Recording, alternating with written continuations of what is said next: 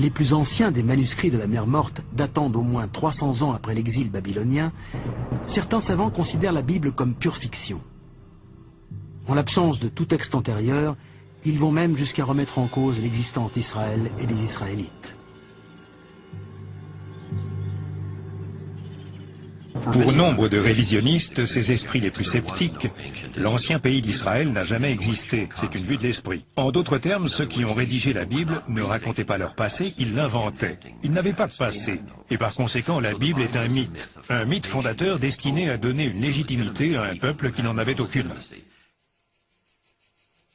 Pour prouver que ces gens sont dans l'erreur, il faut donc trouver un indice, une preuve qui puisse attester des origines anciennes de la Bible.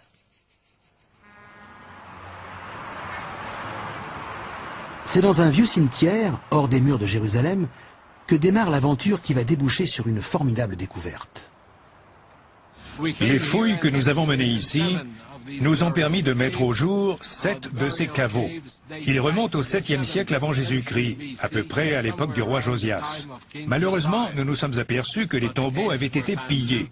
Nous ne nous faisions donc guère d'illusions.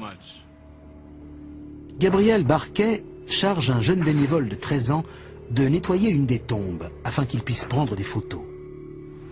Comme il était tout seul et qu'il s'ennuyait et qu'il avait un marteau, au lieu de travailler, il a commencé à taper par terre. Le sol s'avère être un plafond effondré, masquant des objets qui avaient échappé aux pillards.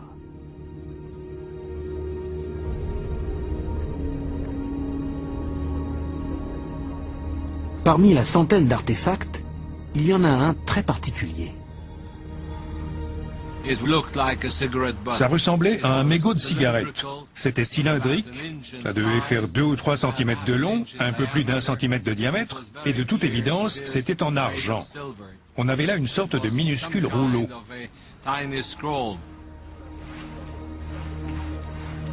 Les chercheurs découvrent bientôt un second rouleau, légèrement plus petit. Les 2 artefacts sont envoyés au laboratoire du musée d'Israël.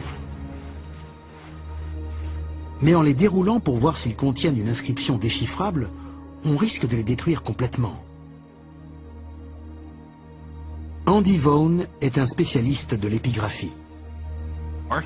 L'archéologie est une science fondamentalement destructrice.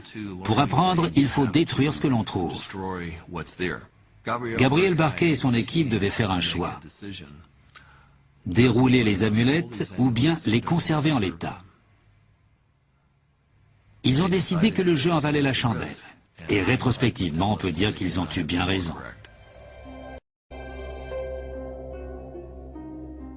Les spécialistes se penchent avec une minutie d'horloger sur les rouleaux pour tenter d'en révéler le contenu sans les endommager.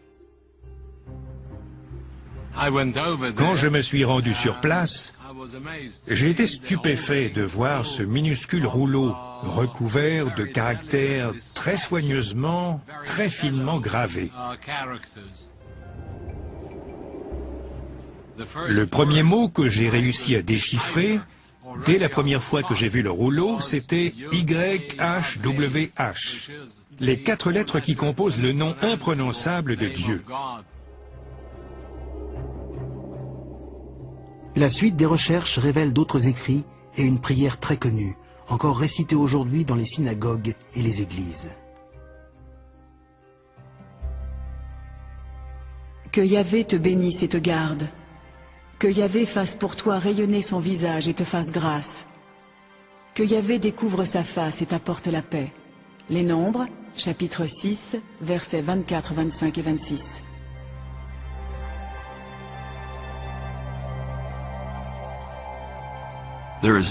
Il ne fait aucun doute que ces 2 amulettes contiennent la bénédiction sacerdotale que l'on trouve dans les Nombres, chapitre 6.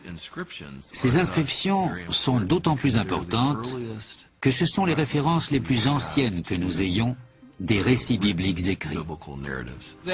Le contexte archéologique est très clair, puisque ces rouleaux ont été retrouvés avec des poteries datant du 7e siècle avant Jésus-Christ. De plus, la paléographie, la forme des lettres, situe aussi avec certitude ces inscriptions au 7e siècle.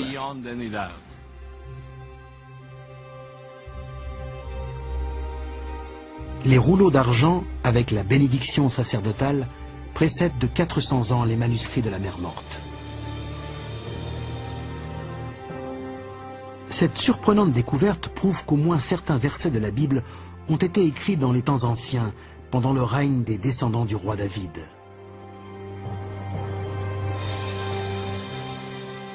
En nous livrant un texte qui date d'avant l'exil babylonien, les rouleaux d'argent confirment que la Bible hébraïque a été créée à partir de poèmes, de traditions orales et de prières qui remontent à l'époque des rédacteurs du groupe D, voire à celui des rédacteurs E et J.